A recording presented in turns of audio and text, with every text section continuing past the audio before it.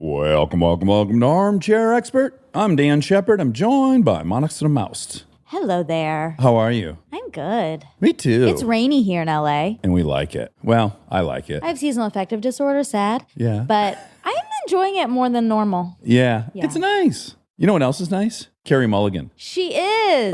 Carey Mulligan. She's an Academy Award nominated actress, and she's talking to us. I fell in love with her in An Education. Of course, she was in the Great Gatsby, Wildlife, Shame. Oh, that's my movie. Shame. That's your move. That's my move, too, to be shame-ridden. She has a great new film out called Promising Young Woman. There's already a ton of buzz about it. Yeah. I'm so excited to see it. I haven't seen it yet, and I'm dying to. It's par excellence. Yes. Is that a term? Yeah. Okay. I love you. Please enjoy Carey Mulligan. We get support from Quince.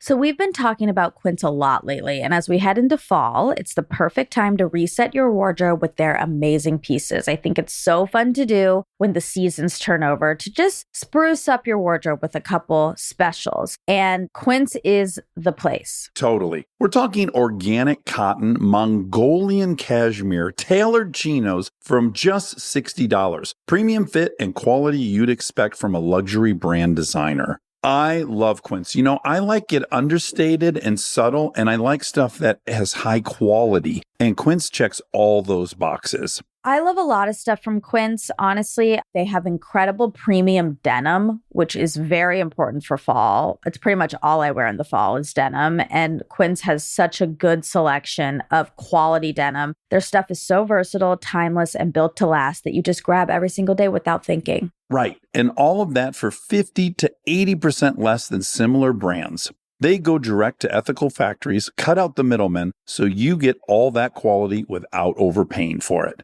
We love that. And they do way more than clothes. They have bedding, cookware, bath essentials, travel must-haves, same deal, and great quality. Upgrade your everyday. Download the Quince app for app-exclusive offers or go to quince.com/Dax. Get free shipping on your order and 365-day returns. Now available in Canada and the UK too. That's QUINCE.com/Dax. We get support from Apple Gift Card. Back to school is here, and for many, that means some big life transitions. Whether they are heading into a new grade or setting up a dorm for the first time, you want to give them something that actually supports their growth and success. Apple Gift Card is a versatile solution because it takes the guesswork out of gifting. It's not just about a new pair of AirPods for focus. It's about giving them the invaluable chance to choose the digital tools and subscriptions that suit their unique journey. They can use it for productivity apps on the App Store, movie nights on Apple TV, or extra iCloud storage for all those new memories. With Apple Gift Card, it's so empowering to give the students their freedom to allocate their own resources. Celebrate their new academic chapter. Visit applegiftcard.apple.com to celebrate their milestones and gift one today. He's an armchair expert. He's an armchair expert. He's an armchair expert. Hi, how you doing? Oh, I'm so good. How are you? I'm all right. Yeah, I'm good. Thank you. Worry not, Monica will be joining us shortly. Do you want to know what she's really doing? Yeah, tell me. She's making us matchas from scratch inside, and I bet it was going a little longer than anticipated. Oh, that's so nice. Do you enjoy a matcha? I very much enjoy a matcha, but it's not really a thing here yet. The Brits are kind of slow on the uptake, so we haven't got the matcha thing. We've got oat milk, so I feel like we're edging towards matcha territory. It is off-brand for England to not have matcha, no? When I think of England, I think of tea. Well, tea, yeah, but tea that tastes like shit. That's our tea. We don't like interesting teas. But no, it's like very exotic to my family that I drink matcha. Yeah. They literally never heard of it until I got a cup out. I'm going to change your whole life. This was just introduced to us over Christmas. Monica found it and she bought it for a friend, not for herself. We've since now all bought it for each other. It is a matcha machine, and you put the actual leaves in the top. No. And then, Carey, it turns it into baby's breath. It's thinner than anything I could describe. When you're watching it drop into the cup, You're just seeing Yeah. a green mist. And then at the bottom of the cup, it's spinning the whole time and it's Yeah. mixing it perfectly. I've never in my life enjoyed a matcha as Wow. much. So Yeah. we're going to get you the info on that. Not a sponsor, just from bottom of my heart. Great. Great. Oh, wow. We need these luxuries in this incredibly depressing time. Yeah. Do you think it's worse there? And thank you. I brought her up to speed about both that you were making a matcha and the new matcha machine that we need her to get. Yeah, it sounds amazing. This may shock you, but matcha's not a big thing over in London town. Well, we just talked to someone from London and they said they tried to order a mocha here, but they pronounced it maca. And Ah. accidentally ended up with a matcha. With the matcha, and was yes. upset. Oh, and they were freaked out by the green tea. That's I'm right. sure. Yeah, we'll get there. I think after the lockdown, maybe we'll have a new matcha stage. But right now, you can just get a shit cup of tea, and that's pretty much it. Everything's closed. Have you spent most of quarantine in England? All of it. Yeah. At home in the country. We went there like 2 weeks before official lockdown because the queue in the shop started getting really long. Uh-huh. And we were like, this doesn't look good. People are panic buying. So we left and then we just never came back. Was there a run on toilet paper there as well? Yes. There was. Insane. Yeah. Oh, Crazy. I thought that was uniquely American. Yeah, because I never understood that. Just hop in the No. shower if you're out of toilet paper. You're not going anywhere, There you go. right? Yeah, it was so weird. People went crazy. You couldn't get flour, pasta, toilet roll. Yeah. Now, Yeah. flour and pasta, I kind of understand. You need to Yeah. eat to survive. But again, you own a shower, hop in there and tidy up. Yeah. But that's Right. a lot of pasta to store up. No one needs that much pasta. But yeah, I think that kind of happened again a little bit last week when they announced this last lockdown where everyone went and got toilet roll again. Now, in retrospect, do you wish you had quarantined somewhere sunny? No, we quarantined at the best time because we quarantined during lambing because where we live is a working farm. So when we got there, like lambs were arriving. And so we went straight into like feeding baby lambs. So it was a very good time to be in the country. And then we had this insane tropical summer where it was just hot for 6 months in England. And now it's miserable, but you know, it was like remarkably good weather for us. So it was great. Now, you are in a slightly worse situation than my wife and I because we have 6 and 7, but man, 3 and 5 in quarantine, and you're here. Congratulations. Yeah, thanks.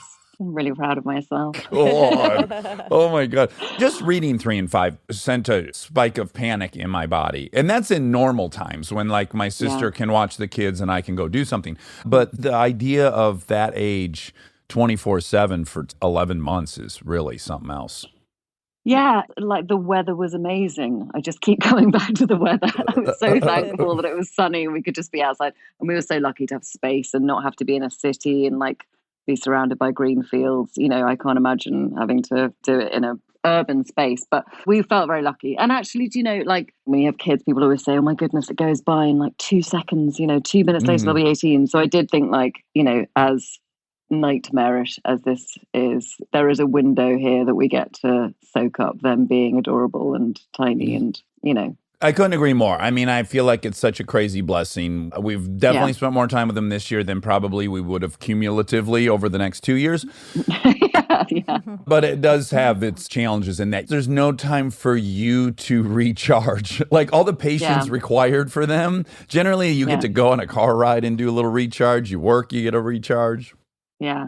No, we've been just going to bed at like 8:30, which I don't know how that seems to have worked. I've done it for months. Sleep like really long hours. Now, I got to imagine of the many pros and cons of it, one pro is you get to do a press tour just at home. Is that lovely? Look, I mean, this is how I've been all day. It's so nice. Us too. We just wear sweats every day. Yeah, it's amazing. Yeah, no, that part's nice. And all the travel that this would have entailed being off is great. It's such a champagne problem. For Emerald, our director, it's her first feature and she's made this awesome film and she's such a genius. And there's a part of me that just wanted to have like a thing that we could go to and wear outfits and have our photo taken together. And I cried in Sundance because we did like a photo together for Variety. So it was like one of those portrait studios and you go to 1 million portrait studios in 3 days. And then they got Emerald and I to do a photo together, and I sort of welled up because I was just so proud of her and started crying.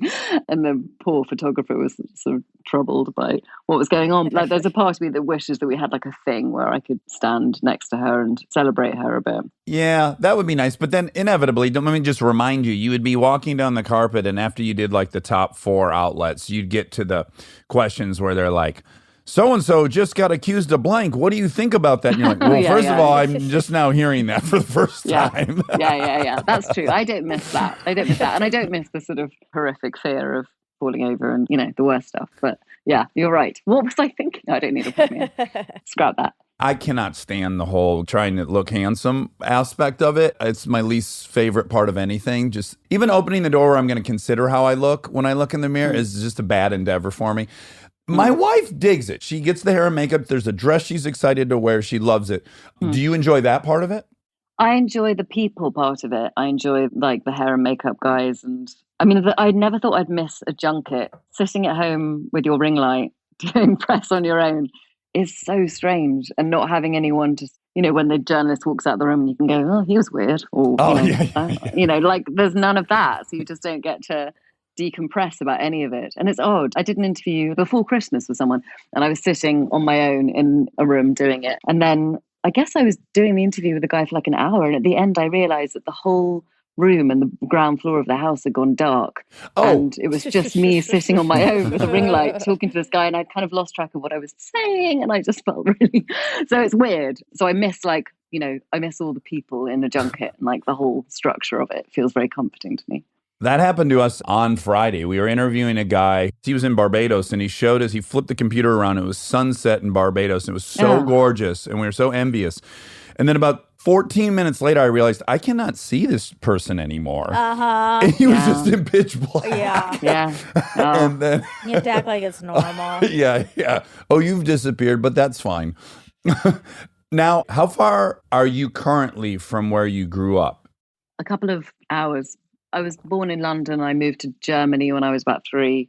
Lived in Germany till I was 7 or 8, and then lived kind of outside of London. And then I moved back in when I started working. Were you in Dusseldorf? I was, yeah. Okay. My mother fell in love with Dusseldorf on a trip there with a lover. And then when I was 16... No way. Yeah, this is the truth. And then when my I was 16, I had this great desire to drive on the Autobahn, and she had a great desire to return to Dusseldorf. So we slammed those two things together, and we went, and what a lovely place. Isn't it? It's lovely. It's on the Rhine, maybe? Is it right on the Rhine? It is, yeah. Well, we went to Hanover first. I guess we went to Dusseldorf when I was 5 or something. I went to the international school there. Yeah, it's lovely. Now, I'm super fascinated with Germans. I probably am more interested in them than any other group of folks because, well, in a nutshell, they're obsessed with poop, which I think is funny. But the level of cleanliness, organization, all that stuff, there's something unique about the culture. I was wondering if any of it rubbed off on you. I don't think so. I mean, I went to a kindergarten that was like a Rudolf Steiner kindergarten where we used to sort of wear flowers in our hair, and, it was like a treat to beat the dust out of the mats that we sat on the floor. And then I went to a school in Hanover. We moved around a lot, but we were amongst expat community. We were like, all of our friends were, in the military or whatever. We weren't. My dad's a hotel manager, but... Oh, I got questions about that. Don't you worry. Oh, about hotel? Yes. Oh, yeah. I'm going to go right into it. So my grandparents owned this very modest roadside motel where, you can park your car right in front of the door. Colonial Motor Inn. I spent summers there, and I used to roam that place. And it was such a unique experience. Like, I'd try to take apart the ice machine. Just so many memories of being kind of turned loose in a hotel. And I wondered, did you have access to the hotel your dad managed? Yeah, we did. I mean, when we were little, we used to ride around in the laundry carts with the maids who were doing, we'd sort of sit and they'd throw all the laundry on top of us, and we'd get taken down into the big laundry room. And we used to go into rooms after people checked out and like have a look around to see if they'd left anything behind. Of course. And once we found a penknife, my brother opened it up and I tried to shut it, and I shut it onto my finger. And then we weren't allowed to go snooping in people's rooms anymore. But yeah, we kind of had a bit of free reign. It was the 80s. Yeah. I'm going to ask a very morbid question. Trigger warning.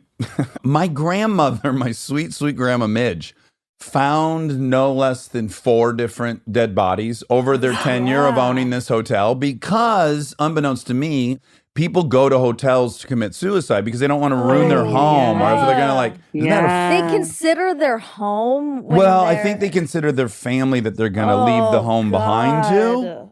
So I guess I'm asking if your dad found any cadavers in his time. Do you know, I've never asked him, but now I'm going to call him up as soon as we finish and find out. He did tell me stories about burglaries, like robbers. You know, there was like a cat burglar when we lived in London at the Mayfair who would come in and steal jewelry from all the top floor, like fancy suites and things like that.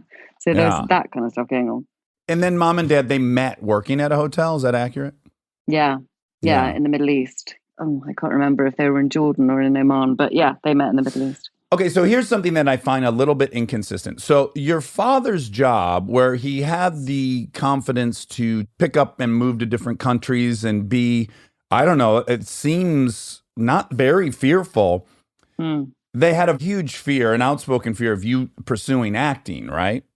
Yeah, they did. But I think that's probably more to do with my dad left the country when he was like 16 and, you know, went to go and work in Germany and worked his way up from the bottom. I mean, he started collecting glasses in a bar in an intercontinental hotel. And then, you know, he worked his way up to like running the joint. You know, there was a sort of element of them wanting me to kind of have a full, like go to university and do all that stuff. Because, you know, my brother was on an academic path and they just wanted me to have a safety net, you know, not sort of put all my eggs in one basket, which I get, you know, but at the time it felt like torture. But they also seem adventurous. I mean, I understand he chose a profession you can start at the bottom, work your way up, and maybe he wanted that for you. But at the same time, there is an element of like romance and adventure to want to go. Totally. I mean, both of them. My mum came from like a tiny town in Wales and like, ended up working in the Middle East and hotels. Yeah, I think it was just, you know, there wasn't a massive aversion to me doing it. It was just doing it when I was 18 or younger. They just wanted me to like have one thing that I could do that wasn't acting. To fall back on? Yeah, exactly. Yeah. My mother had a similar desire. She said, I'll pay your rent if you go to college while you're in Los Angeles trying to be an actor. So my fallback plan was I got a degree in anthropology. And there's less people employed in anthropology than acting. Yeah, great. Yeah, I didn't have a fallback. That's the problem. There was nothing else I could have really done, which is the thing that I always say to people like, you know, 18-year-olds leaving school will write to me and say, you know, I want to act and my parents aren't, you know, and I know you were in this position, so what would you advise? And my advice when I have responded is like, just if there's literally anything else you could think you could be good at or be happy doing, like do that. Don't. Okay, interesting. So when I read your history, one is I know that you went to a Kenneth Branagh play and then you wrote him a letter. Yeah. Oh, wow. I was, a real geek. Well, yeah, first of all, I was like, I've never written a letter like that. That's where we differ there a little bit. And then I guess his sister answered and said, he said, if that's what you want to do, go for it, right? But then you asked Julian Fellows, who was like lecturing at your school or something. And he said, do not. Well, yeah, he said, have a very good fallback option. But it was him and his wife who introduced me to the casting director's assistant of Pride and Prejudice who auditioned me for Pride and Prejudice, and that was my first job. So they did facilitate me meeting the person who ended up giving me my first job. So I owe them a huge amount. But he did tell me to marry a banker. Yeah. Well, when I read the Kenneth response, I was like, oh, that's nice. I guess that's what I should say. And then when I read the Fellows one, I was like, well, that's kind of mean. But then I'm so delighted to hear that you've taken the Fellows approach where you're like, yeah, probably don't do it. I think so. I mean, I just think that if I could think of something else that I could have done that would have made me happy, I would have, you know, I just think that the stars that had to align for me to be able to get that one job that then meant that I got the next one and the next one, you know, it was just so remarkable. And I knew so many actors, particularly in my 20s, that were just incredibly talented and could not get a job for love nor money. And I just think there is a huge amount of luck required, and you just don't want to be a struggling nightmare. You could steal my advice because I don't really want to encourage anyone to ruin their life, but I just say, yeah, if you want to do it, buy a Honda. Because you're not going to want to have repair bills. It might take a very long time. It's true. Yeah. Yeah. So get a really dependable car. Yeah. That's step one. And sit and wait for luck to strike. Now, you getting Pride and Prejudice, I was watching clips of it today, and I just thought, and maybe this is my weird American point of view, but what a quintessential role for you to get as an English actress to be in period, in those outfits, the whole 9 yards. Did it feel a little bit like, well, there's no way that I just landed right here on my first thing? Yeah, I was working in a pub when I was auditioning for it. I'd been a cleaner. I'd worked as a runner in a film studio for free, and I was working in a pub when I was in the audition process. And then suddenly I was going off to leave the pub to go and work, on a film with Donald Sutherland and Brenda Blethyn and Judi Dench. And it was completely surreal that even years afterwards, I was still thinking I couldn't believe that was film that I was even in. But my first job, it was just insane. Yeah, I was watching it and I was like, they're on you a lot. Like I was watching these scenes and I was like, there's a lot of options here. But I remember doing a scene, one of the first scenes that we shot was the scene with Judi Dench. And I had really visceral dreams about working with Judi Dench when I was about 14. And I was such a nerd. I remember waking up from having a dream where I was working with Judi Dench and realizing that it was just a dream and being like genuinely emotional, that it wasn't real. And then all of a sudden I was 18 and I was in an actual scene with her. And I remember Joe Wright, the director, coming up to me after the first take of this scene where she kind of comes into the house and wakes us all up and we're all standing as a family terrified of her. And he came over to me after the first take and said, "What are you doing?"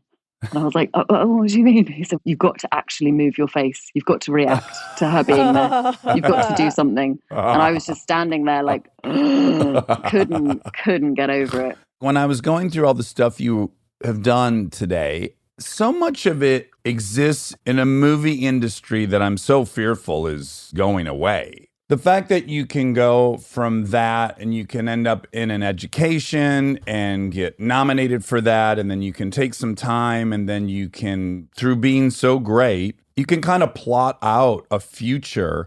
And I'm wondering, or I fear that the 20-year-old Carey Mulligan today, like, I don't know what that looks like. Do you think about that at all? How much it's changed? Or maybe do you feel like it hasn't? No, I think it has. I don't know what I would have done if it was all happening now. I think it would be totally different. I think I had such a luxury of, well, kind of anonymity, I guess. In the first 3 or 4 years of my career, I was in the background, getting to work with amazing people, but not really being relied upon to be particularly good. I was not mentioned in reviews or anything. I wasn't playing those parts, but I was consistently in shows with like extraordinary actors that I could just watch. And then first thing I remember doing that was sort of any kind of weight on me was an episode of Doctor Who where the doctor, I think it was David Tennant at the time, but he wasn't really in the episode because they were shooting another episode at the same time. So I was doing that, and that was the first time I was like the lead in a thing, and that felt very weighty and exciting. But the first couple of years I did plays and I did TV things, but I wasn't in front and center of any of them. But I think now people are just coming into this, the pressure on, the privacy or image, the social media stuff, like none of that didn't even cross my radar. I remember Twitter starting and someone's, I had an ex-boyfriend who started a Twitter account and he was tweeting things. And I was like, what is this? Why? No one gives a shit. What are you doing this? I don't care. And I'm right here. And I still feel that way. but yeah, I think, I don't know what I would have done. I would have found it hard to avoid that, I think. How was your ego during the periods where you were like eighth banana and you were kind of in the shadow of all these amazing people? Were you truly just grateful to be there, or were you like, okay? Oh, I was so grateful to be there. I wasn't ready until it was already too late. I remember when first time I saw an education was the first time I'd, I guess, seen myself play the lead in anything apart from Doctor Who. And I rang my mother up crying. And I watched it in LA and I rang her up in tears saying, like, it's so boring. It's so boring. My stupid face literally does nothing. And my face just looks stupid and it's boring and everyone's going to hate it. This is going to be a nightmare. And I really don't want to go to Sundance. And she was like, I'm sure it's not that bad. Just go and just get through it. And, you'll be fine. Come home. And I had nightmares before I went to Sundance that they were going to chuck me out for being too boring. It was never like I got to a place where I was like, no, I can do this. I didn't have any expectations for that film. So I felt lucky that I didn't go into that film with any kind of fear of messing it up because I didn't think anyone would ever see it. So it felt like a little university project or something. Did you learn anything from that? Did you learn like, oh, I guess I shouldn't trust my evaluation of myself? Gosh, the only real thing that came out of that was the ability to not have to do everything, that I didn't have to do all the jobs that came along. Because I'd worked pretty much without a break from about the age of, 18 till 23, and was anxious if I didn't know exactly what the next job was 2 weeks before I wrapped the previous job. It was like, next one, next one. I did a play and a TV show at the same time once, where I was doing the hypochondriac Moliere play in the evening. And then in the daytime, I was doing an episode of Miss Marple where I was Timothy Dalton's wife. And it was just nuts. You guys are the same age, right? Pretty much, yeah. He's terribly handsome. But it was a real game changer of just not having to take every job, just being able to sort of look out and take a minute. How did you navigate that in such a successful way? Because I had opportunities and I wanted money and I wanted all kinds of things and I was very bad at it. So how were you patient? How did you not fear like, oh shit, my moment's going to pass? How do you turn down, I don't know, a James Bond movie or whatever things they throw your way at that point? I think I felt very kind of idealistic about my career and wanted to make things that would sort of be memorable and would matter. And my agent, who's one of the best people on the planet, she's called Tor Belfridge, and she's been my agent since I was 18. But when an education happened, she took me out for lunch. I think when I was shooting Never Let Me Go, and she said, look, you're in this really rare moment in your career that, doesn't come up very often and it doesn't last particularly long, but you are in a moment where you can choose and you shouldn't take a part unless you can't bear the idea of anybody else doing it. That's a good barometer. Yeah. So that kind of became the benchmark. If I could sort of imagine another actor doing it and be okay with it, then I would say no. And that's not to say I wasn't fighting for stuff as well. Like I auditioned for the Coen brothers and, I auditioned for things over the years that I didn't get. So it's not like I've just been sitting, idly picking and choosing. I've been desperate for jobs. No, thanks. Boring. Next. But, it did give me, space to it. And she always backs me doing plays and she's always backed me doing tiny films that have no money, that hardly anyone sees and, that I love. So, I've been lucky to have her, because I think if I'd been represented by somebody else who wasn't quite so, she's always been rock solid on that, which is a real joy. Well, I want to talk about one of those movies that potentially no one was going to see, and I bet didn't have a huge budget, but is in my top 3 of the last decade for sure, is Shame. I just couldn't love that movie more. Probably because I'm a recovering addict, but what a fucking movie. I mean, my goodness. Some of those scenes, that scene with him in the apartment and the black woman, the way they get together, how it's just one shot, I'm like, oh my God, that's the first time I've ever seen what sex in real life looks like. Like, that's it. They did it. And holy shit, I had never seen it. There's so many awesome scenes. You playing Chic, I Want Your Love, that scene. I went out and downloaded that song afterwards and listened to it endlessly and wanted to be in that apartment. I just loved it. I loved it. I've only ever seen it once. And I thought it was, Steve McQueen's incredible. He's a genius. I really do feel like he's in his own league as a filmmaker. So to get to work with him was nuts. And I begged him for that job. I wouldn't let him leave our meeting. I just wouldn't let him go. Getting to be a part of it was extraordinary. Getting to make it was like unlike anything I've done, before or since. I would also imagine, and I would just be guessing, but no, I had one experience like this, but the takes are so long. Like the takes are so long. It's just wide so often. Did you love that? I feel like you would just more and more and more and more forget what you're doing. I loved it. A lot of it was the way that we worked with the cinematographer, because there was so much freedom in the way that we moved and we plotted everything out. But ultimately we would just run. It felt like theatre, and we'd do a take and then Steve would be like a wild cheerleading coach combo at the sideline saying like, that was fucking amazing, but let's do another one. And then go back in and we just didn't want to stop. And it was cool because we were shooting, the majority of it, all of my scenes were shot in the evening. So we were shooting night shoots, which lent it this sort of weird magical quality of like shooting a movie at night. I always love. I'm the only person on set who's thrilled to be at work on a night shoot, because I think it's just so cool. Yeah, I feel like somehow when that happens, I'm like a kid who's not supposed to be up that late. I'm like, oh my God, I'm working and it's the middle of the night. Yeah, and everyone's asleep and you're all awake doing this like amazing thing. And I think I love it. So that was really cool. And New York, I love so much, and Michael's just such an extraordinary actor. So getting to run those scenes over and over again. I mean, when there were some scenes where we did like 16 takes in a row and just kept going.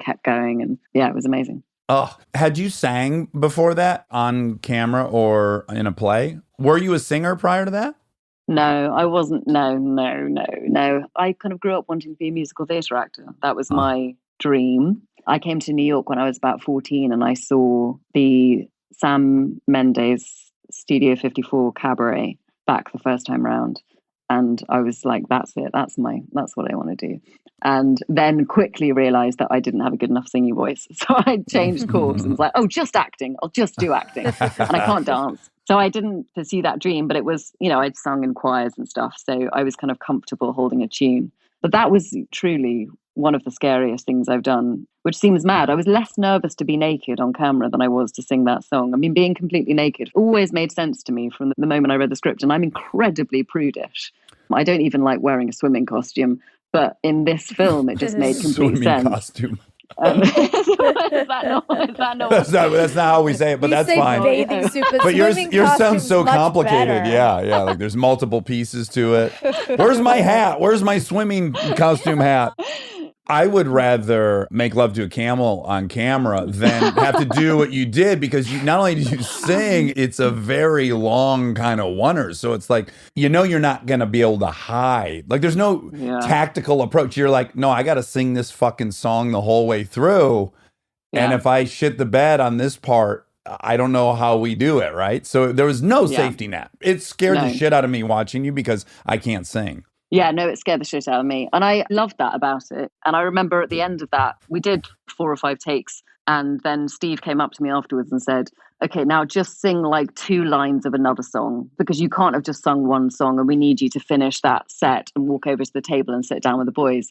And I said, okay, great. What song do you want me to sing? And he was like, oh, I don't know. It can't be any song that's ever been written. You've got to make it up because we can't get the rights to anything. He was like, so just make it up. Sure. I was like, Steve, I don't know how to make up a song. I can barely sing. And he was like, well, you're an artist, aren't you? You're an artist. You said you were a fucking artist, so make up a song. And I was like, oh, God. But so perfectly him. And yeah, and then so I just like said some nonsense about a rose something. Is that in there? Your fake song? I can't remember, but I think there's maybe 2 words and then people start clapping, Okay. So maybe my last 2 words are my fake song. I'm going to have to give it a rewatch so that I can see what your improv song What I came up with in my... It's like some horrible drama school exercise. You've successfully put the expectations very low. So I think anything I hear will be... sound beautiful. Don't go back and it'll be terrible. But yeah.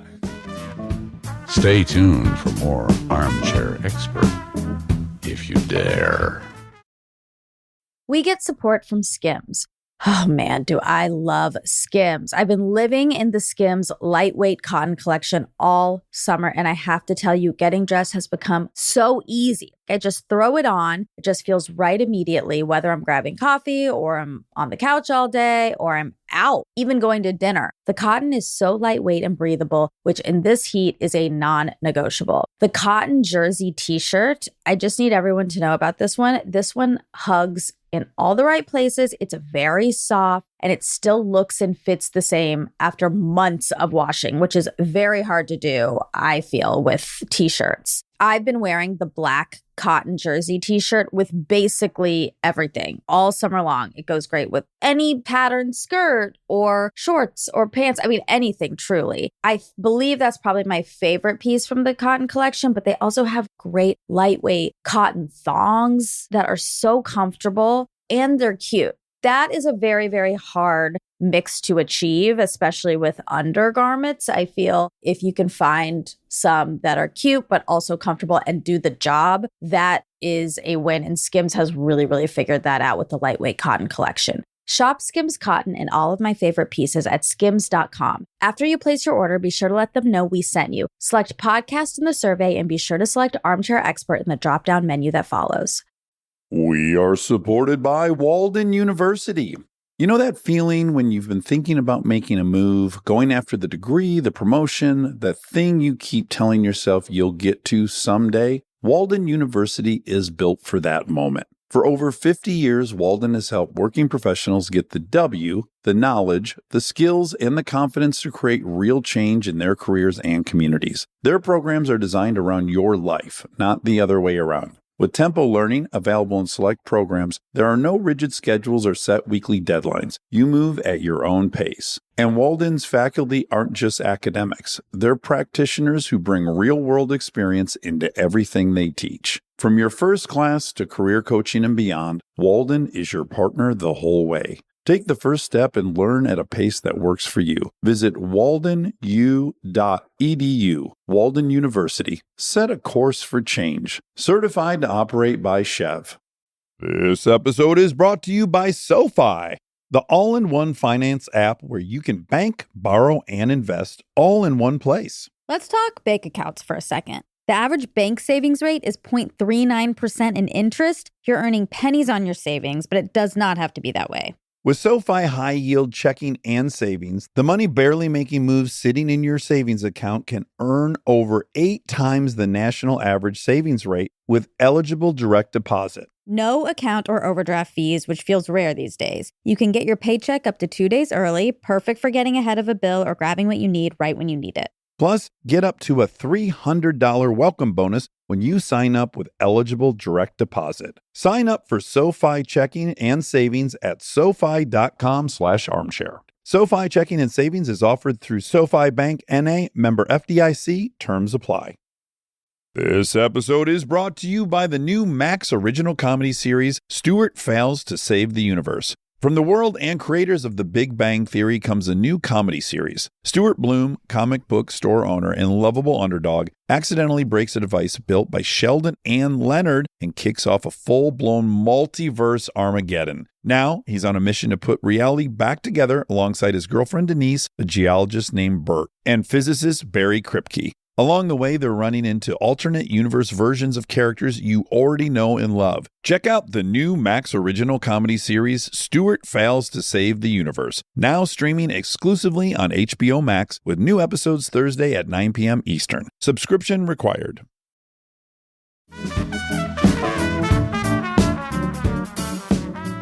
I wonder what the psychology is behind why singing feels so vulnerable, because it shouldn't. It's so Yeah, like not more than doing comedy. doing anything, but it's the scariest thing to do. I don't know why.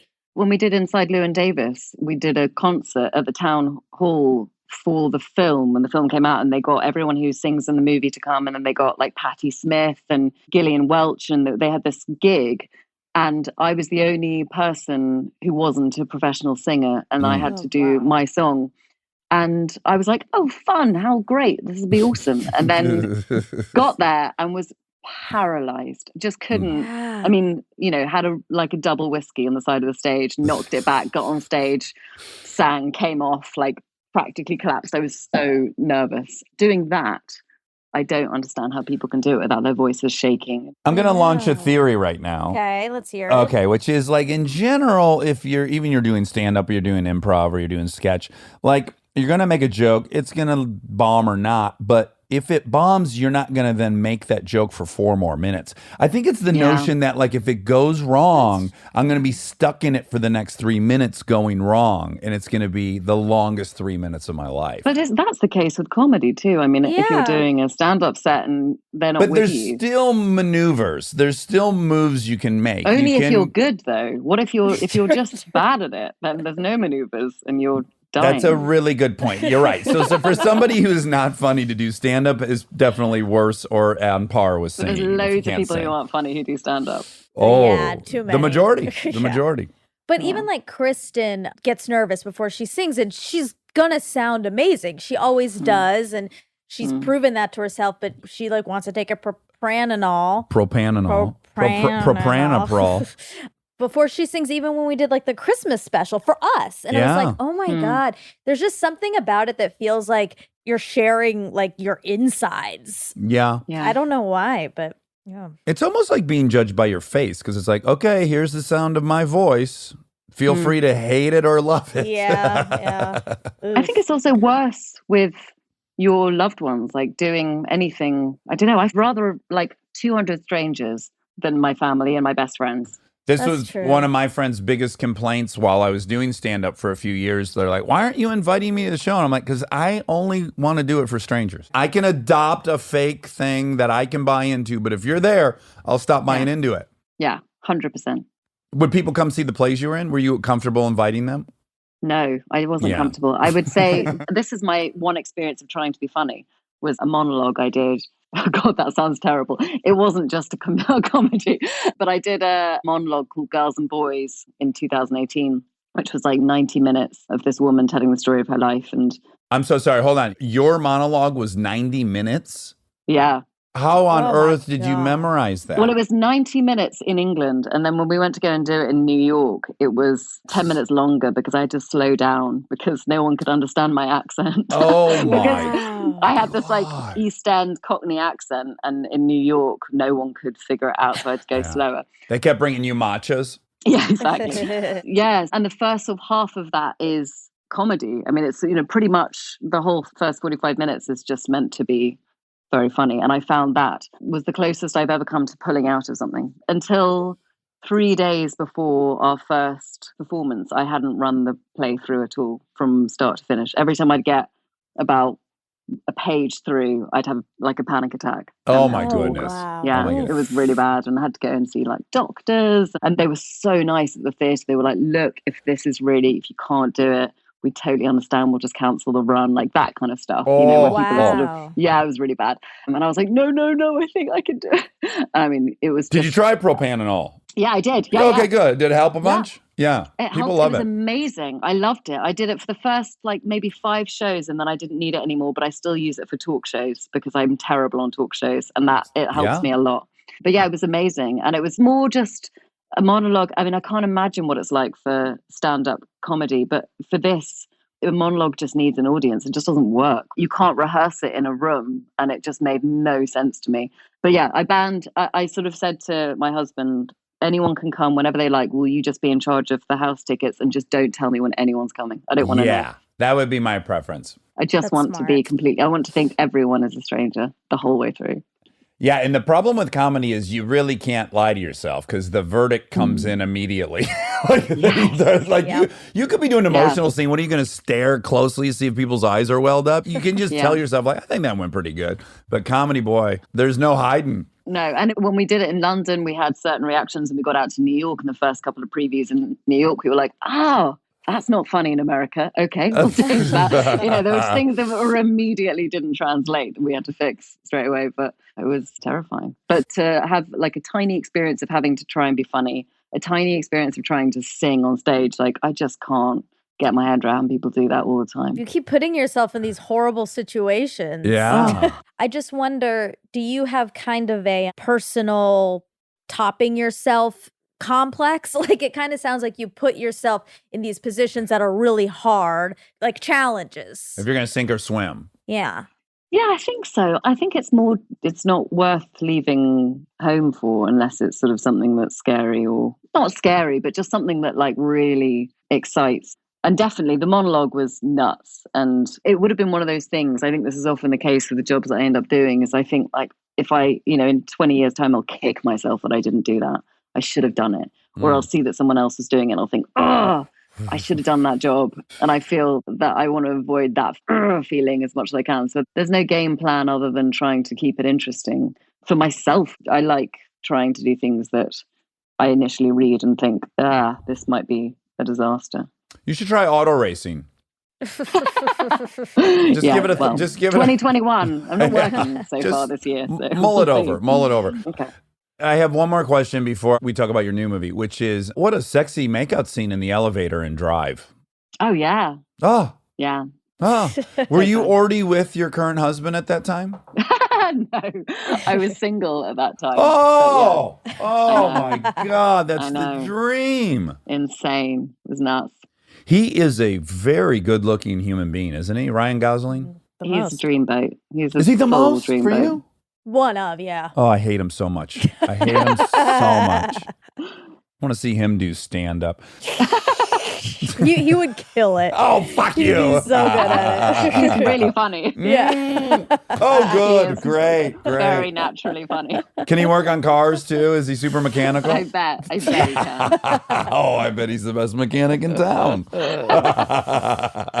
Were you smitten with him while you were shooting that? Oh, totally. Yeah. Yeah. That was real, like, childhood wish fulfillment stuff. Like, I'm living in LA. I was living in a motel, which I've always thought was so cool and romantic. Uh-huh. And I was driving myself to work at sunrise and shooting a movie. And, it was like, come on. And then, yeah. Ryan and I just stared at each other for days on end, not talking. And, it was like fairy tale stuff. Oh, wow. Yeah.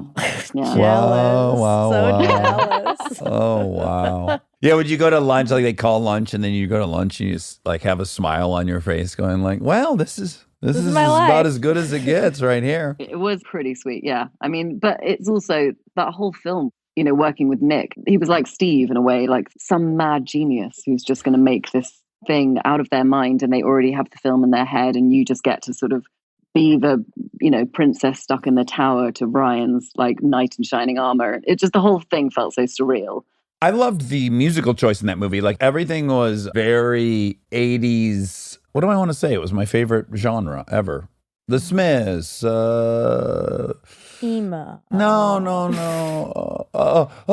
Psychedelic Furs. New Wave. New Yeah. wave. It was very new wave. Yeah. So much of the character of that movie was the new wave music. So I was curious, while you were making it, did he introduce music at all to these scenes? Like, did he let you in on what that vibe was going to be?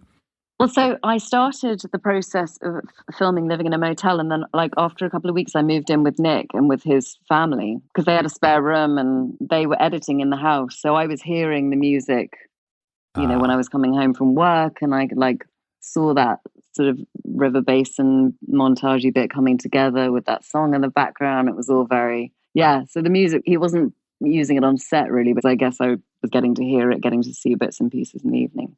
Yeah. It was part of it. Now, your husband, I read something today that I find impossible, which is somehow you guys were pen pals when you were younger. Is that apocryphal? Is that real?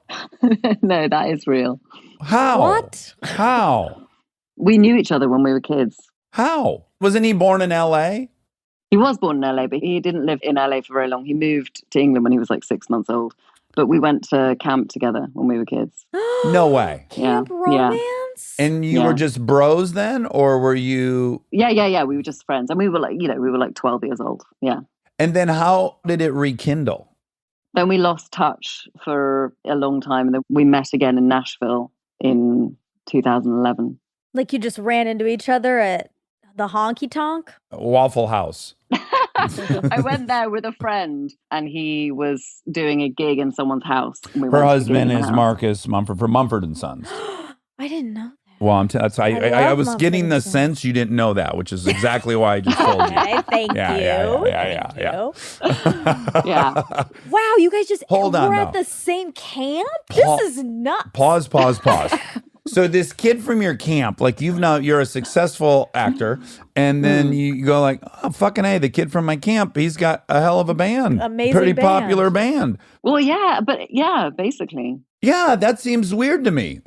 Yeah, well, I guess I wasn't totally aware of them because they weren't. I mean, I don't know anything about music, but I had seen him as a support band at a gig years before when I was like 19. And I remember thinking like, oh God, he's changed Uh-huh. because he was very short when I knew him. Sure. As a 12-year-old. Yeah. I was like, gosh, he's so tall. But yes, then we sort of connected on like Facebook, but never actually, so we met properly in person again in 2011. But then it was like the week before he played the Grammys with Bob Dylan and did that thing. And then, the whole sort of thing started for them in America. You got in the ground floor, but like with a sliver of Yeah. time, just a nick of time. Exactly. Yeah. Yeah, because post-Grammy performance, he's got time for nobody, probably. Well, exactly. I would have just looked like a gold digger, wouldn't I? It was perfect. Oh, look who crawled out of my past. Exactly. Pen The pal. kid from camp. Yeah. That's awesome. Now, my wife and I think one of the pieces of glue that holds us together is we're both from Michigan and we have kind of some shared values, some shared experience. We're both frugal as motherfuckers. Well, that's evolving, but you know, No, she is. in general. Do you guys have, like, is that part of the magic? I think a shared history of having known each other since we were children. I think people don't really change, really. And I felt that he didn't change. He just got tall. He just got taller. Yeah. And he sang louder. So I suppose that. And we grew up in similar circles and, you know, similar households and everything like that. But I think knowing somebody when they're 12 and being able to identify the 12-year-old in someone. Yeah, that's pretty special. Has quarantine been as easy on your marriage as it has been on ours? I was being very sorry. I can't imagine anyone married would take that as anything but sarcastic. Yeah, it's, you know, I do think there's a way in which having little ones makes it, you know, more stressful, but also like at least you have a thing that you have to do all the time, that you know, you're busy. And so in that sense, and also we've been taking turns to work for so long. Right. But it means that you're never really off together, you know, because you always take, it's like my turn, your turn. But this year was like, neither of us are doing anything. So that's quite good. That was our problem. We were a well-oiled machine seeing each other 3 hours a day. We know how to do that. Like we could have done that for another 40 years. But all of a sudden we're like, hold on a second here. We're together 24/7. What the hell does this look like? Yeah, it's different. Me clearing my throat like an hour a day is probably manageable, but 6 hours a day, you know, God bless her. Yeah. Yeah. Yeah. Again, I mean, we have space where we live, which helps. There's green fields and which is good. Okay. Now, promising young woman, I'm going to air a grievance right now, which I love to do. His new favorite thing to do. Yeah. This show's evolving into my list of my grievances. So I tried my hardest to watch the movie, and there were so many layers of security. I created passwords. I downloaded an app. I had to take a picture of a barcode. Finally, I was like, they're not going to let me watch this fucking movie. And I watched the trailer, and I'm so pissed because the trailer is awesome, and I love the idea of this movie. And I was furious that it was impenetrable as a link. I know, that's so the thing at the moment, isn't it? They're getting a text message to your phone, but if you're not in phone signal, you don't get the message. It's like, it's a nightmare. And I get, you know, piracy's an issue, but at the same time, so is no one seeing the movie's an issue. Yeah, exactly. You got to kind of weigh what thing you're going to prioritize. Yeah. But in a nutshell, you were a law school student and you left early, as I'm assuming the result of some sexual trauma? So I'm a med school dropout 10 years later, still living with parents in what very much looks like her childhood bedroom. And I am going out multiple nights a week, pretending to be really drunk. Very convincingly, I'm going to add, because in the beginning of the trailer, you think you're that fucked up and you're about to get assaulted, and it's scary. Yeah. And then she's, you know, waits for somebody to inevitably take her home, and then she reveals that she's stone cold sober. Oh, wow. Yeah, there's a fucking moment in the trailer with our favorite human being, Adam Brody. Oh, what a guy. How much do we love him? God, I love him. He's so brilliant in the film as well. But there's a moment where he keeps going, don't worry, don't worry, don't worry. And she keeps going, no, I don't want to do this or that. And he goes down between her legs and she just pops up and looks him dead in the face and said, what are you doing? I probably got the dialogue wrong, but it's something like that. That's right? it. Oh my God. I was like, oh, this is exciting. Yeah, it's a twist on a revenge I like that. movie. Yeah. It was Emerald Fennell who wrote it and directed it. She wanted to write a revenge movie that felt like what she would actually do. And she's a Killing Eve director? She was the showrunner on the second season of Killing Eve. Wow. Yeah. That's awesome. And an actress. I mean, she plays Camilla in The Crown. Uh-oh. You just hit Monica right between the eyes. So into The Crown. Obviously, I've been wanting to talk to you about The Crown since the we whole got time. on That's here. all you want to talk, right? Yeah, everyone who's English, I have to ask about The Crown. And what do you feel about the royals? What do you feel about the royals? I love the royals. I have not seen the latest season of The Crown. It's good. It's really good. I've seen everything else, and I thought it was brilliant, but I haven't seen this one yet. I've been watching Bridgerton. What have you been watching? That's great too. I haven't seen it yet. Bridgerton? Yeah, that's the Shonda Rhimes show on Netflix that people are into. Okay. Yeah. There's an English show we're consuming right now that we love, Happy Valley. Have you seen that? Oh, no, I haven't, but it's meant to be amazing. Oh, I've it's heard Happy Valley's fantastic. incredible. We love it. And then your movie, of course, reminds me of our favorite show of last year, which was I May Destroy You. Did you watch that? Oh my God. Yes, Oh! it's amazing. She's incredible. That Yeah. woman is a tour de force, a force I of couldn't nature. stop watching that show, but I also could barely. I was watching it from Yes. behind my Mm. pillow. I couldn't, Exactly. but I couldn't stop watching it. I watched the whole thing in 2 days. Yeah, she's extraordinary, Michaela Cole. She's Unreal. brilliant. Definitely looking at similar stuff in our film. Yeah. Yeah. I'm But- so happy there are these stories, more and more of these female perspective stories. Yeah, and even in the trailer, they hit on. Chris Lowell's in it, by the way. I saw he Oh. was maybe the perpetrator of some. I don't know. That's what I'm gathering.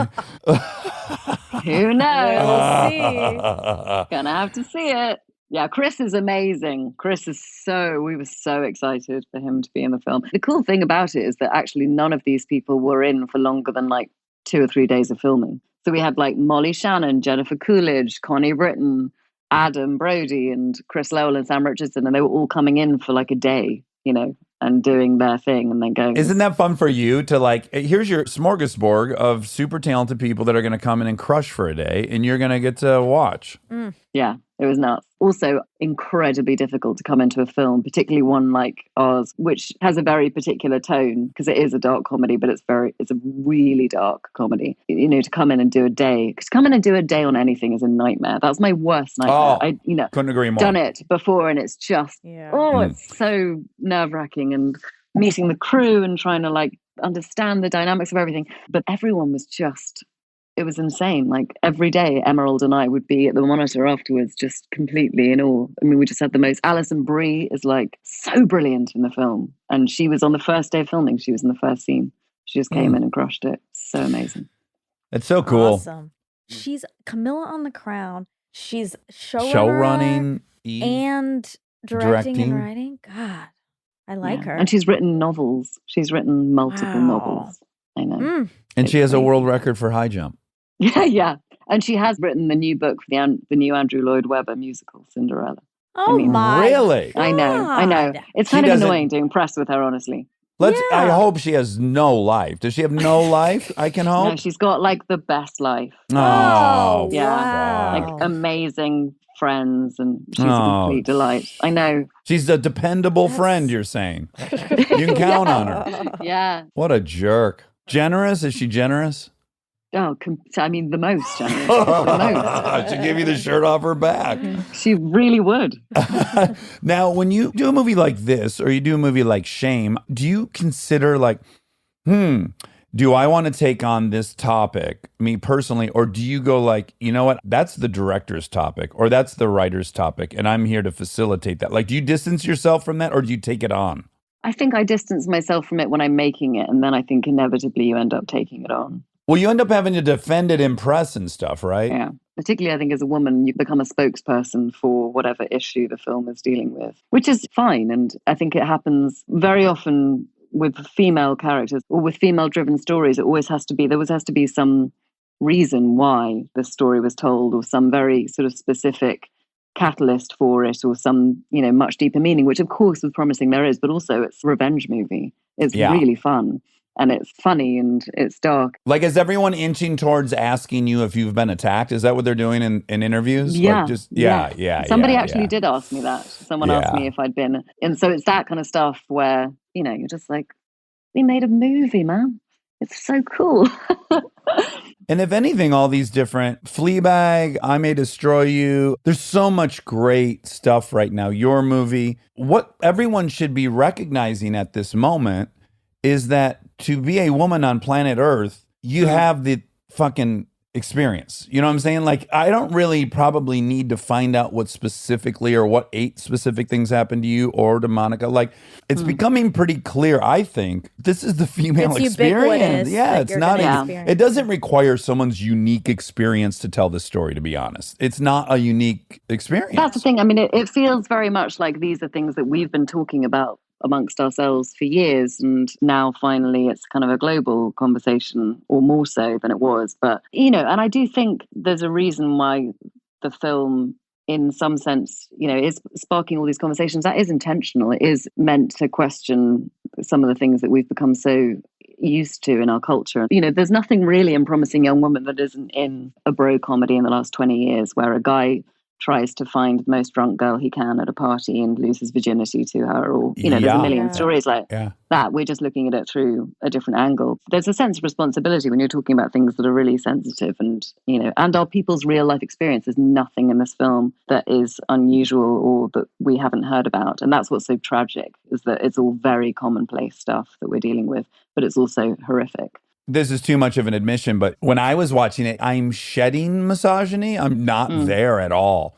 And I catch myself all the time going like, oh, yeah, that's flawed thinking. So when I was watching the trailer, I had the thought like, oh, this feels like entrapment to these guys. Like I literally was pursuing this thought of like, God, that's entrapment a little bit to these guys. And then I was like, entrapping them to take someone home and start hooking up with them when they're inebriated. Like, but I had to go through the thing because my first kind of thought was like, what poor guy who thinks he's met a girl that likes him. And then I was like, no. I'm like clouded. It's weird. But then so there's also characters in the film like Alison Brie's character, Madison, who's, you know, she's complicit in a totally different way. She's rationalizing the behavior of people that she was with because they're her friends. And actually, it's really hard if somebody accuses somebody you love and like. It's very easy if we accuse people that we don't like and are kind of horrible people. But if someone accuses one of your loved ones, you know, it's hard. There's no answers in the film, which is what I love. And there are lots and lots of questions. And, you know, there's a lot of stuff going on in there that is tricky stuff. And so I felt it a little bit when I was signing on to the project and then not at all when we were making it. And then in the releasing of it, you feel, thank God, not my experience. But it is a lot of people's experience. And you want to handle that carefully and respectfully. I stumbled across an interview with you during the Shame Press where, you know, it's clearly a junket. You're clearly on interview 63 and this guy like very clumsily asks you if your relationship with Fassbender is incest. And like the whole thing is so fucking awkward. Oh no. What did I say? Oh, you were fucking great. You're like, well, why? I don't understand. Because she was nude in front of him? No, she likes to fuck with her brother to remind her of being a kid. And, you know, your incest deductions probably, you know, in the politest way possible, that was not explicit. So if you assume that, that says probably more about you. But anyways, I was just more overwhelmed with the notion that you have to sit in a room and then some clumsy dude comes in and makes you defend whether or not the scene in the bathroom is incest. Yeah, the same thing happened on Wildlife. Somebody in a Q&A stood up. I play a mother of a 14-year-old and, you know, my husband, who's played by Jake Gyllenhaal, has sort of a midlife crisis and leaves to go and fight a wildfire and leaves me on my own to sort of fend for myself in the 1950s with no income. And I end up having a very brief affair with a local businessman. And it's just like the worst week of this woman's life, basically, which is not a good advert for the film, but it's much better than that. But, you know, really in the playing of it. And this man at a Q&A was absolutely horrified by my character and wanted to make a real sort of objection to her existence and thought that it was abhorrent the way that she behaved. And, oh my God. You know, he couldn't get over it. And he was like, and there's something going on that's weird with the kid, like some sexual thing with you and the kid. And I was like, no, mate, that is all you. There's no sexual thing with me and the kid. It's just, this guy went out of town once and his wife took on a lover. And he projected a lot on it. It was very triggering for him. Yeah. You should have answered by saying, let me answer that question with another question. How long ago did this happen to you, sir? I'm so sorry.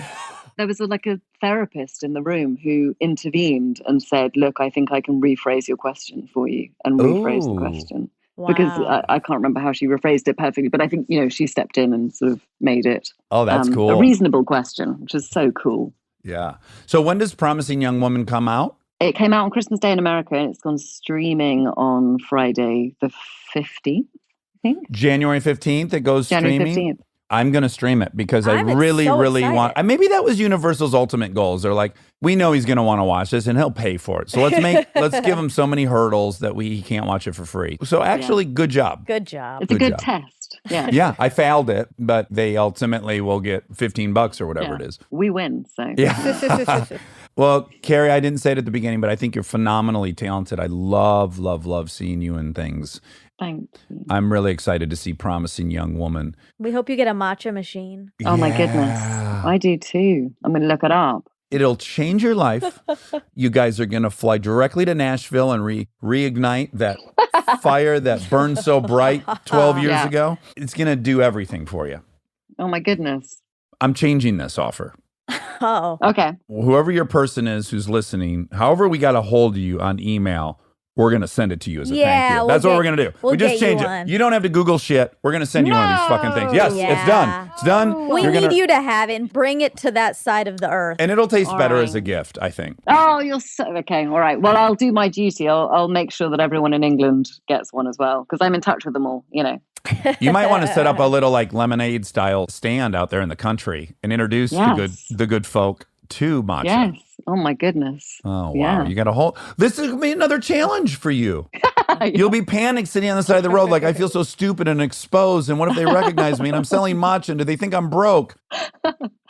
Good plan. Great talking to you. Thanks, guys. So All nice right. to talk to you. Be All well. Bye.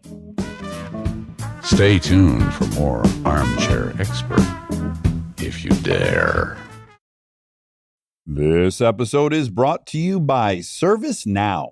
Look, I have my dream job. I get to talk to folks I admire like crazy and ask them virtually any question that I want to. I can't imagine a better way to spend my time. But even dream jobs have some not so dreamy parts, the stuff that gets in the way of the actual work. Now, that's where ServiceNow's AI specialists come in. They don't just tell you what you should do about your busy work. They actually do it, start to finish. Cases closed, requests handled, no extra work for you. So you and your team can focus on what matters most, which for me is, are they obsessed with male bodies on the same level as I am? They never are. To learn how to put AI to work for people, visit servicenow.com. Triple shot half calf oat milk 2 pumps extra foam. Your coffee order might be getting a little complicated. Your toothpaste doesn't have to be. Arm & Hammer baking soda toothpaste keeps it simple with a powerful ingredient that works hard for you. Baking soda. That's why it's the #1 dentist recommended baking soda toothpaste. As you brush, the baking soda particles dissolve to help break down plaque and stains for a whiter smile. So your teeth can feel clean, look bright, and make brushing a no-brainer. Try Arm & Hammer toothpaste. Simple, powerful, clean. Living your best life means being extra where it counts and skipping the extra where you don't need it. Like in your cleaning products. That's where 7th Generation comes in. Their bio-based cleaning power delivers a powerful clean with nothing extra in the bottle. Need a dish soap that cuts through the tough grease? A detergent that tackles the worst stains and odors? 7th Generation handles it all without any dyes or artificial fragrances. Real clean doesn't have to come with a long list of add-ons. Upgrade to a powerful clean without anything extra. Look for 7th Generation dish soap and laundry detergent wherever you shop for your cleaning products. With the Spark Cash Plus card from Capital One, you earn unlimited 2% cash back on every purchase. And you get big purchasing power, so your business can spend more and earn more. And now my favorite part of the show, the fact check with my soulmate, Monica Padman. What are you doing right now? Tell the world. Oh, sipping a matcha. And that's a ding, ding, ding, because my first fact is about the matcha machine. It is? It's matcha based? Yeah, because remember we bought Carey the matcha machine? Oh, right. But there was all kinds of hurdles because she was in England. So we had to just buy it here and then mail it And to then her. send it to her. Yeah. Yes. And it may have caught her house on fire by this point because I don't know that it qualified to meet the EU standards of Is she going to be able to use it there because of the plug? yeah, she had a converter. I guarantee she got a bunch We of should have sent her a converter too. I imagine if you're living in England, you got one. Okay. You know. But the fact was you said you told her that I was making matcha from scratch.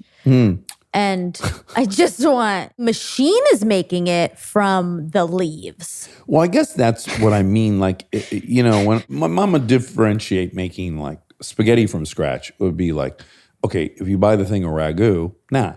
If you get the crushed tomatoes and the tomato paste, and then you combine it all, that's from scratch. Yeah. So the fact that it's raw leaves and not the powder, That's true. that's why I was calling it scratch. I get that. I'm just like, I didn't take the leaves and like muddle them up into a paste and then add the water. You know, that would seem. Could you that's do more that? From scratch. And I'm not gonna. Okay, great. I could. I can Thanks do for your anything, honesty. but So look, this isn't my joke. Clearly, a lot of people make this jokes, but Monica and I have fallen into this pattern where we're texting, and then I inadvertently text like 5 things, and she hasn't responded yet, and then I get insecure. So then I say, "Thank you for attending my TED Talk," which is again is a well-worn joke. It's not, it's not my joke. old. It's old. Yeah. How old is that joke? I just got hip to it like 6 months ago. It's a great joke. I stand by the joke. I don't know how old it is, but it's definitely well worn. Okay. Well, I still really like it. And so I say it to you. You do. And then last night you were in a bit of a pickle because you were nervous you weren't going to know how to fill up your car because you had never done it before. And you want to know where's the button to open up the fuel door. And I said, try pushing on the fuel door. It turns out that was the case, luckily. All this to say, you made double safe that you don't put diesel in it. And I said, don't put diesel in it, put premium in it. Yeah. And then you said, okay, but I want to put the most expensive one in. And isn't diesel more expensive? Well, and then I said, well, I'll give you a TED Talk when I come over about diesel. And here we go. Yeah, and it was supposed to be just for us. But now. But then you thought, I should share it with the world. That's not actually what I thought. I thought we ran out of time and I promised you a TED Talk. So now everyone's going to get it. Okay. Okay, so just in a nutshell, do you care at all? Yeah, I actually do. I'm curious. So the way a normal gasoline engine works is the piston goes down in the cylinder and then it fills it with gasoline and then the cylinder goes up and it compresses it and then a spark plug ignites it and it forces the piston back down and that's how it's making motion. Okay. In a diesel, there's no spark plugs. So there are glow plugs to get it going initially, but the compression is so fierce inside of a diesel engine that just that much pressure as it compresses the gas will cause it to explode on its own without any spark. But also diesel burns dirtier. And so there are little elements in there that can also spark the explosion. The fuel itself can perpetuate the explosion. Got it. So diesel isn't better gas. It's not as good of gas, really. Oh. But it has a different power curve. And then back to the octane thing. So what's interesting is you would imagine that like 91 octane is more explosive than 87 octane. But what I've been told, maybe someone will correct me on this in the comments, but it actually explodes slower. So 91 explodes slower, which gives a longer bit of thrust to that piston. Because the explosion's lasting longer. Okay. I'm glad I stopped in. Yeah. I learned something new. I definitely didn't know any of that stuff. But if you put diesel in an unleaded car, you're fucked. Okay. Yeah, that's really good to will know. damage the engine. Don't do that. No. So does the more expensive unleaded, is that actually better for the environment? Please say yes. Well, I will say this, generally speaking, all things being equal, if you fill a car up with 87 versus 91, you will get slightly better gas mileage with 91. So in that respect, you're using less fuel. You don't even need to feel bad because I got you that car a month ago, and yesterday was the first time you had to figure out how to put gas in it. I know. So you're using a tank of gas a month. I know. I drive so infrequently, but you know, when I had my Prius, I was filling up like every 3 months. Well, let's be honest. You were filling up every 3 months. I was filling it up once every 4 months. Because every time I would drive it, it was always hovering above E. And then That's true. I wait till it gets to the very end. But I was feeling a little bit like once a month's a lot. Once a month is kind of a lot. And so the Prius held 9 gallons. And I would go on that for 3 months. This, I filled up. There was I'm not going to tell the whole story, but there was a whole snafu at the gas station, a whole hullabaloo. Right. And what I ended up having to do is just put money on the card. And so I didn't get a prepay. I didn't get to see how much it would be filling up the entire tank. Okay. So I filled up to $40. Okay. And it was half. And it was 8 gallons. Jesus Christ. What gas station were you at? Did you stop at that fucking Mobil? I don't at know. Vermont Yeah. that you cannot stop there. Why? The 76 right next to your house is literally half as expensive. Oh, shit. That is the weirdest mobile. I always wonder how they're in business. Wait, really? Yes, look at their gas prices the next time you drive to my house because you'll see 76s first. And by the way, I'm making no statement about mobile versus 76 nationally or even statewide. But here in Los Feliz, it's drastically Whoa. more expensive at that mobile. Damn it. I've pulled in there and was about to fuel up and glanced and was like, oh my God, what are they doing? Because that's not what it is. I think right now, a gallon of premium is like $3.40 in Los Angeles. So if you only got 8 gallons, it should Well, have like been 8 and some. 8 and change. Yeah. Okay, it should have been, $28. Okay. Okay. Okay, so I'm not going to go there anymore. Oh my God. I knew immediately. It had to be that mobile. Yeah. Yeah. Ugh.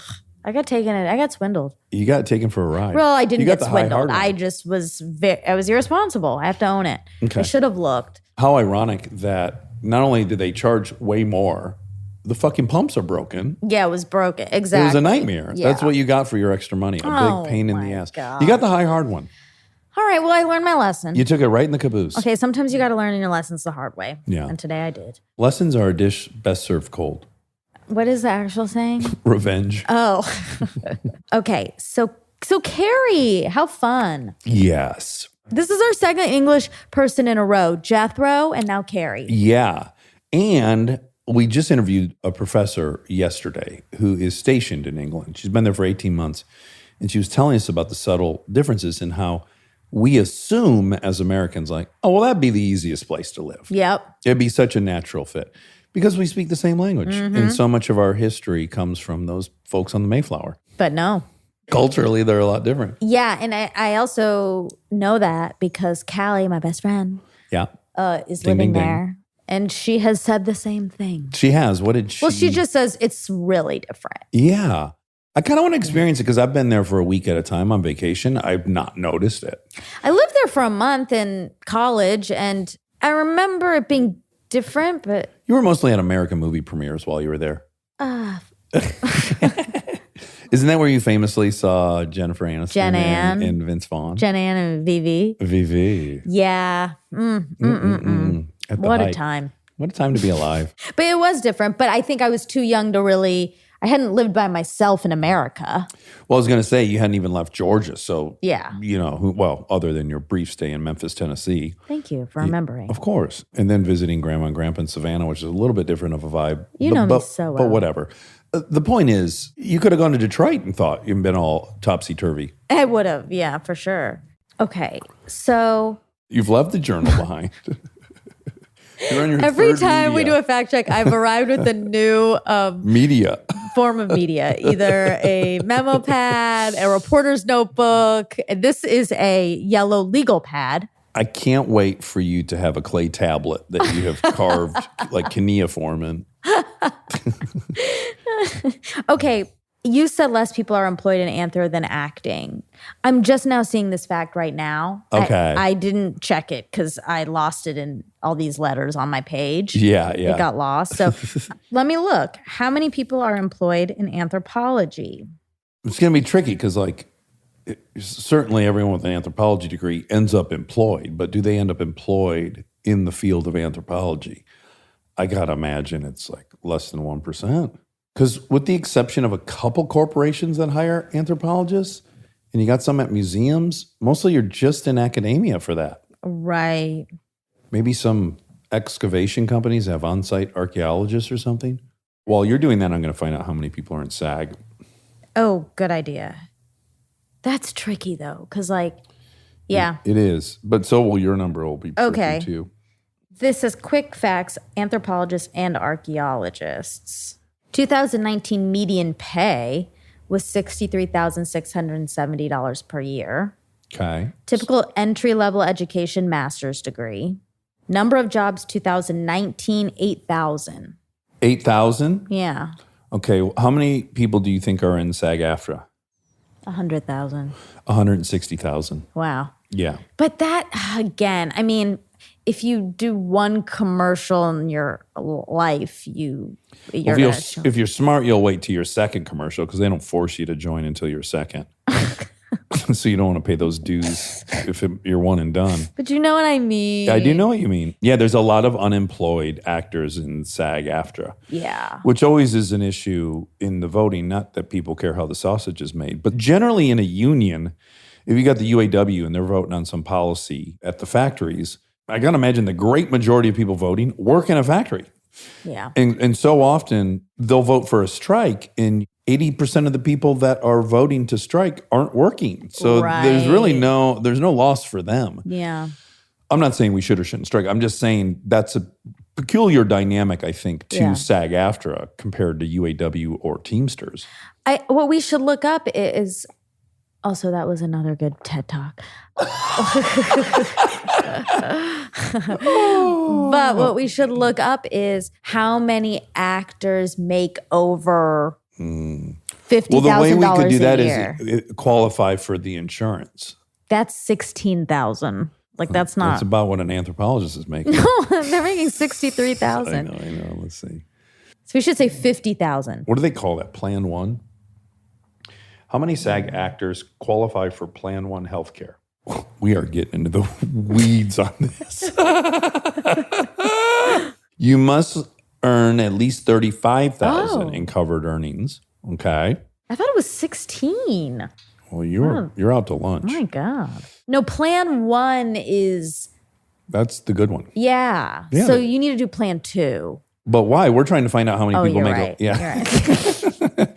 This actually addresses your big objection 1 second ago. I am not calling them to ask because I've had a lot of conversations with them over the years and it is tough. Well, fucking 8,500 people signed a petition to change the Plan One. So that lets me know there's more than 8,500 people on it.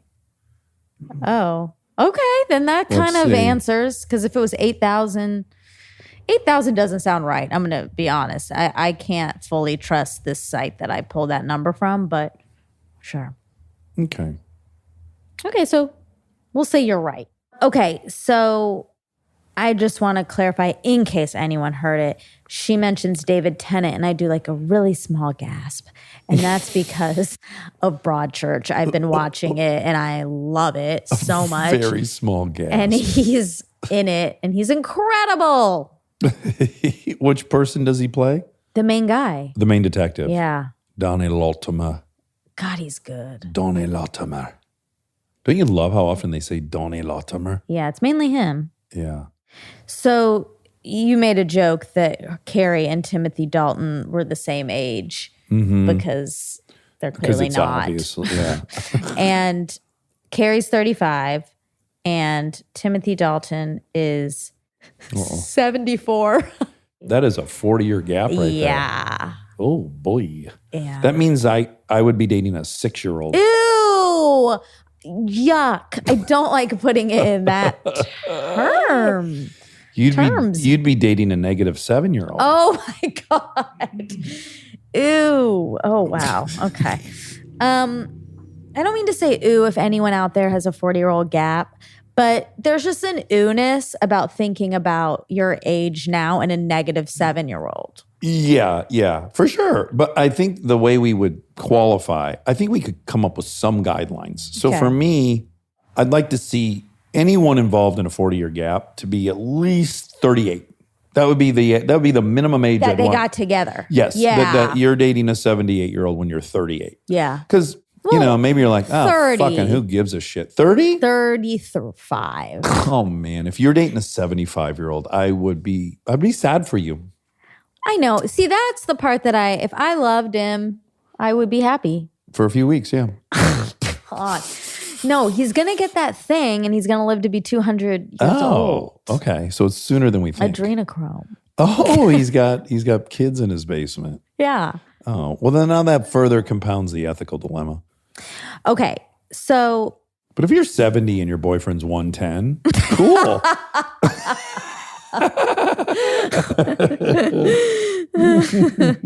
oh, it's so silly. We were having a hard time pronouncing this word, and it is propanolol. It is? Yes. It's not propanol. No, and I thought it was too. Yeah, it sounded so right when you said it. I wanted it to be right, but it's propranolol. I almost need to take propranolol to pronounce it correctly I because know. I'm panicking. Well, now. the person who taught me this takes it. Okay, propranolol. No, propranolol. Oh my god, It's really hard. Boy, do they name medications. Well, I was just thinking this because I just picked up 2 prescriptions. He was like, "What are the names of them?" And I had to hold up the tube. Yeah. Because I could not say it. Of course not. Can I try to? I wouldn't be able to do it, but can I try to find the spelling of Xeljanz, my arthritis medicine? And it's an X. Fucking listen to this. XELJANZ. This would be a 1,000,000-point word in Scrabble. Yeah. You got an X, a J, and a Z. And for some reason, the X is Zal. It's not. Are you sure know. it's not Zell? Okay, Xeljanz.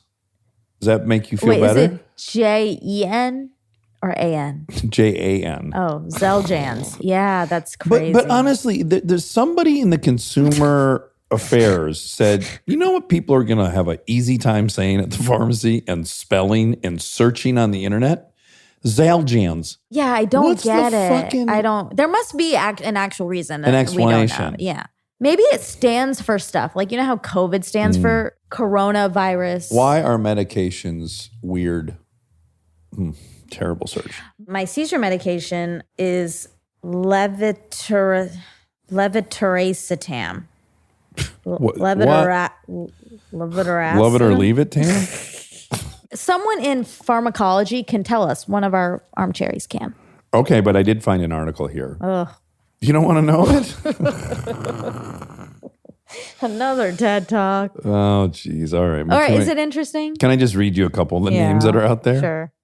In Civic with a K, Adcetris, Yeah, etc. Yervoy, Vilbreed with a Y, Zytiga, Exgaiva.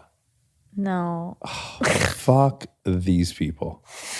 There's a reason so many drug names look so weird. A good drug name is supposed to check lots of boxes. It should be easy for doctors to spell accurately. Well, fail. When they scribble it down on a prescription pad, it should be memorable. It should be used in every country around the world without triggering some cultural confusion or sensitivity. It ought to be consistent with the science or clinical application that distinguish the product through years of development. Yet the brand name shouldn't be so geeky that it's obtuse for patients, but fail. Ideally, you want it to trigger some relevant connection to your product. That's not an explanation. Some of that makes sense. The writing it down and needing that to look of a certain way kind of makes sense to me. Well, it does say the FDA is getting particularly tough, rejecting about 4 out of every 10 name proposals because it wants to avoid medication mix-ups. Yeah, Oh, exactly. Classic mix-up. Yeah. Although if you name That's a bad mix-up. I hope I get something. No. Okay. No. Okay. I'm going to do a fact and you're not going to like it. And I did not check this fact. So, Be mad at Laura, is that what you're yes. saying? So you can be mad at Laura. And this is very on brand for her to write something like this. She said, Dax asked if the story of Carey and Mumford being pen pals was apocryphal. But I think he meant to use the word apocryphal, which means basically that a story or account is dubious and probably not true. I do say apocryphal instead of apocryphal, and I know it's apocryphal. Yeah, I've added an H. She's dead right. I use it a lot too. I know. I heard you use it after I read this, and I was like, oh no, and I'm going to have to tell him. Yeah, hypocrifal would imply some kind of hypocrisy. Yes. Yeah. Is it apocryphal? I'll nail it. Yeah. I just wanted to tell you because I also know that you. Strive to be better. Yeah. Mm-hmm. And That's because why Laura did it and I didn't do it. Yeah. And that's why I take Xeljanz to help with that. Wait, really? No, that's for arthritis. Oh. And I don't take it very often. You were describing something and you said blah, blah, blah, and a black woman. Oh, you were talking about one of the movies. Movie scenes. He was in this with a black woman. And when I heard it, when I was editing, I was like, I think I should take that out. And I started to take it out. And then I was like, why am I taking this out. It's almost like color blindness. Yeah, You know what I yeah. mean? To be like, why do you have to say black woman? You should just say woman. But also like, no, she's a black woman. Like you can say that. So I'm just confessing that I've come around on that. Oh, okay. And I've learned that, because I kind of used to be on that side a lot of like, you don't need to qualify. And I still think in there's- certain cases. Absolutely. If you go like, oh, I bumped into two guys at 7-Eleven who had a car for sale, you don't need to say, I bumped into two black guys who had a car for sale. Yeah. But if you're describing something in an effort to recount that person's memory, it is a completely relevant detail. Yeah. And to pretend it's not is that stupid colorblind thing. Yeah, I exactly. think. Yeah, I think you're right. Yeah, and actually, this is a tease, I guess I'll say. But Kristen and I have a little side project for Armchair that we're under Armchair that we're doing. I'm super excited for you guys. You came up with an awesome idea, which was Shattered Glass, to celebrate some of the women who have been gangsters. And we interviewed a person, and that person was awesome and said, you should say black person, Indian person, whatever. She's like, but like say white person too. Yeah. You could just no one's saying take it away, but just do make it equal in the way you're describing. I agree. And I liked that. Anyway, so I've turned a corner and I wanted to make that known. Oh, well, welcome. Do people know, right, that you are not only can play black, but should play black? Do they know that? It's so great. But you went down to Florida in a nutshell, and you were very young, and a friend of a friend knew a casting director. Very young. I just graduated high school. And you guys got to go meet with an agent or casting director. She And she was like very old. Like an old producer Well, even. okay, down in Florida. Yeah. And she's very, very old. And she told Monica excitedly, you could play black and Yeah. you should. Well, I added, and you should. I added that. She didn't say that, but she was encouraging me to explore all the colors of the rainbow because I could. Oh my Oh God. my God. No, again, she didn't know what the fuck she was saying. She did not.